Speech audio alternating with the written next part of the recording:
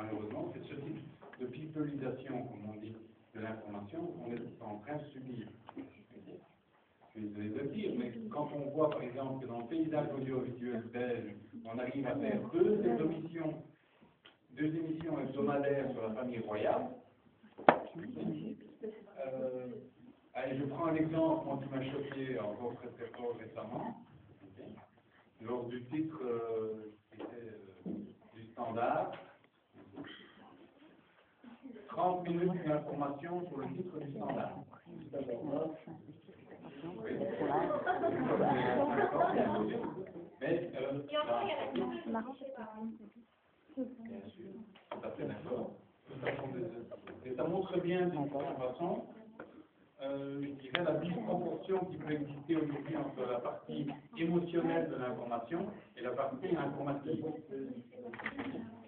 Si vous avez suivi la presse de cette semaine, je dirais, ça n'a pas arrêté dans la presse écrite aussi, pour essayer de vendre. Même chose par rapport au comportement des politiciens. Hein. Tous les politiciens étaient là, c'est un même ceux qui ne vont jamais au football, comme le NIK par exemple. Okay. Et donc, il y a ce phénomène de récupération d'un événement. Les politiciens vont se servir de la presse pour essayer de récupérer un événement. Oui. Alors, un des spécialistes de la récupération de l'événement, c'est bien sûr M. Desmoncoux, qui a bâti une grande partie de sa politique sur son image. Aujourd'hui, je vous montrerai une émission dans 15 jours. On a fait une étude en matière de choix politique, par exemple. Et on s'est rendu compte qu'en fait, la nature d'un programme des idées n'était plus que pour 10% dans le choix des gens.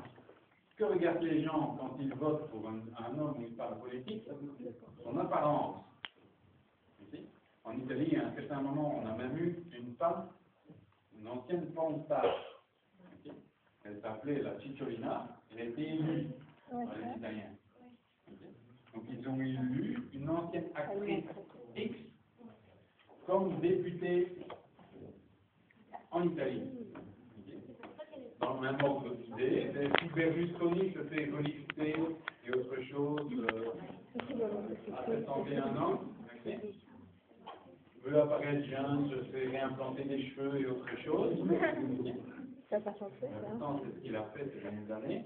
Eh bien, d'une certaine façon, c'est parce que l'image aujourd'hui, chez les lecteurs moyens, est devenue plus importante que le contenu.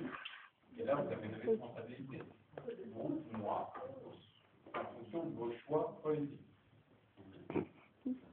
Alors, je évoque la situation carcolique des amours aujourd'hui dans le sondage.